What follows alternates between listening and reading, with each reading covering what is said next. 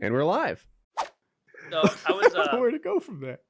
I was listening to a couple of your interviews, Arian, and it's always something I've wondered about professional athletes. But you actually said at one point you were sitting there on the bench during a game, and you just were thinking in your head like, God, I just don't fucking care who wins this game.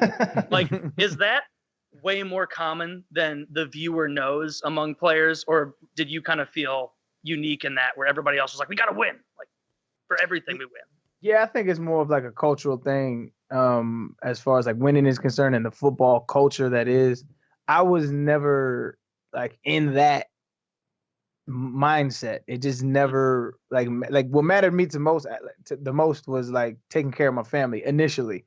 And of course you want to be like the best player that you possibly can because that will help take care of your family in the best way possible. So you give your all, but like it was just for me mostly. I don't think it was very prevalent amongst my peers, which was I don't care who wins the game. And I never really expressed that. It was just thoughts that I had internally. So like I played the game, was like, let's go, guys. And of course your competitive juices get flowing as an athlete and you try to win. But there was a certain time where I was like, I really don't care like at all. Like most guys do. Matter of fact, I'm in like this little Madden that we play Madden together.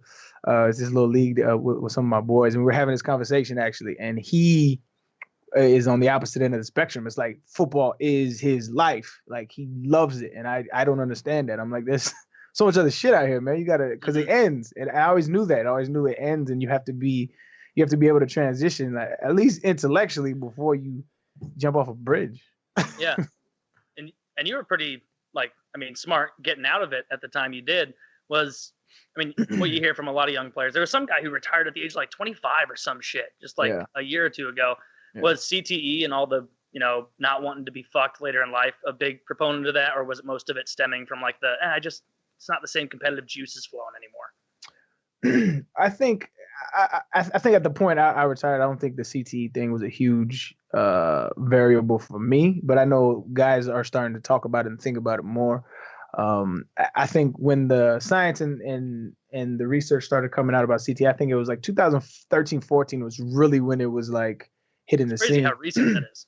Yeah, and that by that time I was already 5-6 years in my career, so I was like, whatever damage I've done, I've already done. Might as well ride this thing out. So it really wasn't a big factor for me. But I know guys who have it. It has impacted because it's not just you, right? So it's your family members reading all of this stuff. So your family members reading it like how much longer do you want to play? Like how much do you want to give this? Like is it worth it? So that stuff starts to like sit with guys, and they are definitely trying to change the perception of the NFL. But I was saying this on I forget where I was, but I was saying that I'm not so sure about the future of the NFL for that reason, because the more the science is clear, the less people are going to want to support that or even put their kids in it, in Little League. Yeah, exactly. Like I'm my kids, unless they're like bucking the system and totally going against what their dad says, like I'm not gonna let my sons play football. Like it's no point. How much of a disincentive was getting rich? Like in fighting, a lot of times there's this expression like, it's really hard to get up and run when you're sleeping in silk sheets. How did that play into you? Like at some point you're like you said, providing for your family was a big part of your motivation. And then at some point it's mission accomplished, right? Yeah. That you see that a lot with guys, and that is more of like a character trait than anything, I think. Because if you sign up to, especially in a team sport, like if you sign up, like in boxing, I think it's kind of different, or fighting, I think it's kind of different. But if you sign up with a team sport, a lot of guys' paychecks, a lot of guys' well-being is predicated off of your play, right? So if I miss a block, I could fuck my quarterback up, and that could change his life, right? So So if you're signing up to as a team sport, I think you have an inherent responsibility to your team and to be in the best shape of your life. Because guys, it's not basketball. Guys can get hurt out there. So I think that's how I looked at it for me. So I have a responsibility. Although in the back of my mind, I'm like, I'm not so sure how long I want to do this. But I always gave it everything I have. But just intellectually, I knew my clock was ticking and it was just counting down. But it is harder. Like, don't get me wrong, when you have millions in your bank and you have to get up at 5:30 in the morning, sometimes you hit that snooze button a little too often. Oh, be impossible not to. Yeah. Like to have in the back of your head, like, God, I could fuck off and say no to this and be pretty much set the rest of my life. You know, like it's got to be difficult to get up and actually do it. Once you have fuck you money, there's a temptation to say fuck you. Yeah. It's a fight not to say fuck you at that point. So your kids, you're not going to push them into football, which makes sense given, you know, all the brain trauma and whatnot. I'm gonna push them away from football. What are you going to push them towards as far as sports, do you think? Honestly, I want to cultivate their passions as much as possible, and you never know what that is going to be. So I don't want to push them into anything, but I definitely I want them to play sports to a certain extent because it does build a certain amount of responsibility, camaraderie, work ethic, things like that.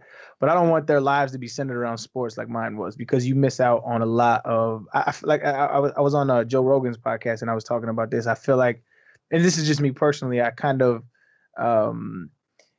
sold myself short on the things that I could have accomplished at this age. And I know I'm young for life, but you know, you're old in your sport. But for what I think and I feel like my potential is, I think that I wasted a lot. I don't want to say wasted but I wasted a lot of time playing a game that in like essence doesn't give anything back to people other than entertainment, which actually detracts from people in my opinion.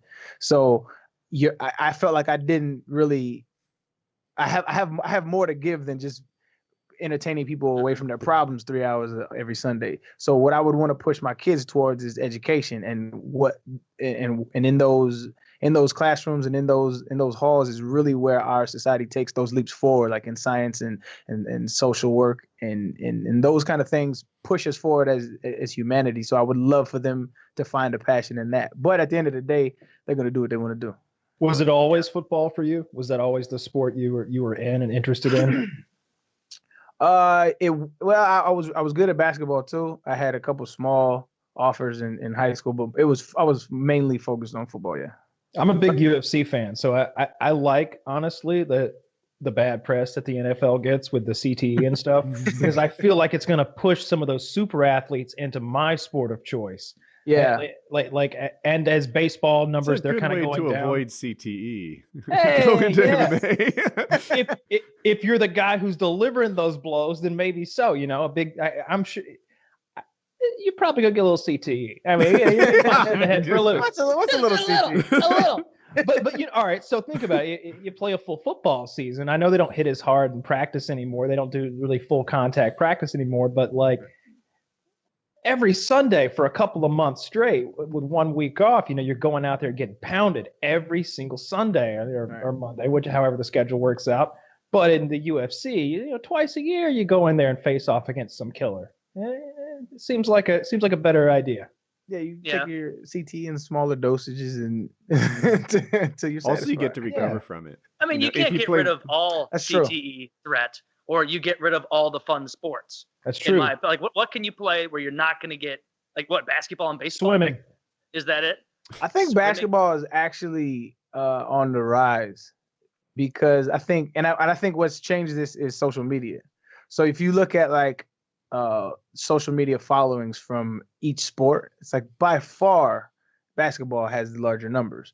And then you look at anomalies like in soccer, it's like Ronaldo and Messi, guys like that. But it's basketball because of the visibility, and that visibility is attracting the younger audience than football was. Like when we were growing up, when I was growing up, like football was the sport, and it still is, like numbers wise. But I think you're starting to see this shift because of the visibility and the brand power that I feel like they're absolutely capitalizing on with their social media platforms.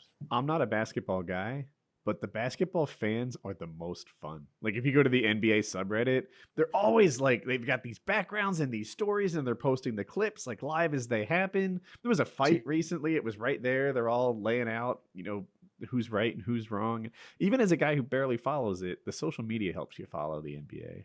100%. I got a different question. I want to do this.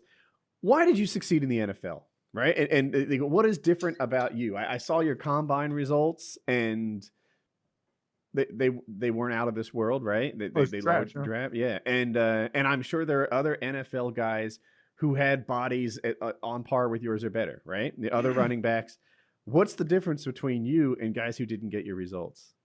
The combine result is a great question, but the combine results, it's a little misleading because I went to the Senior Bowl coming out of college, and I popped my hamstring at the Senior Bowl.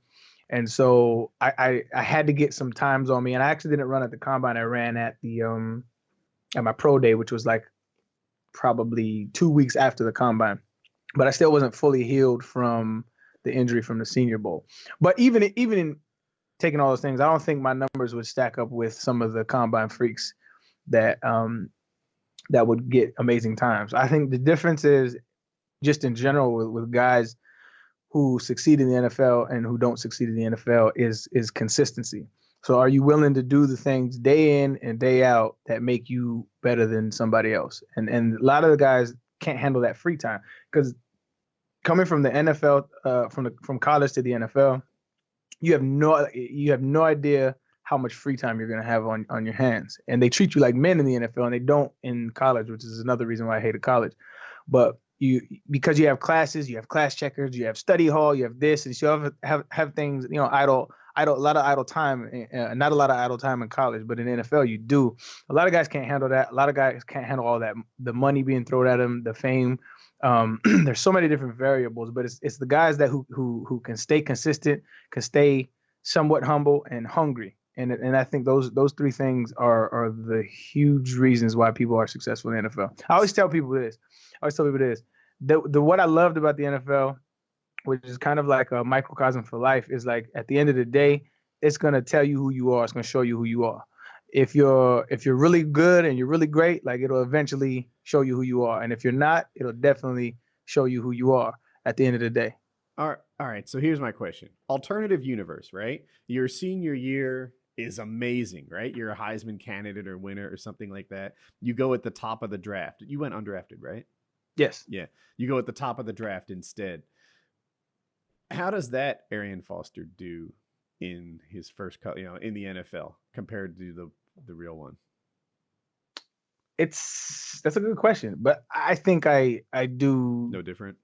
I think I do just as well, if not better. Because if you look at in the juxtaposition of when I got my first big paycheck, when I got when I signed my big deal.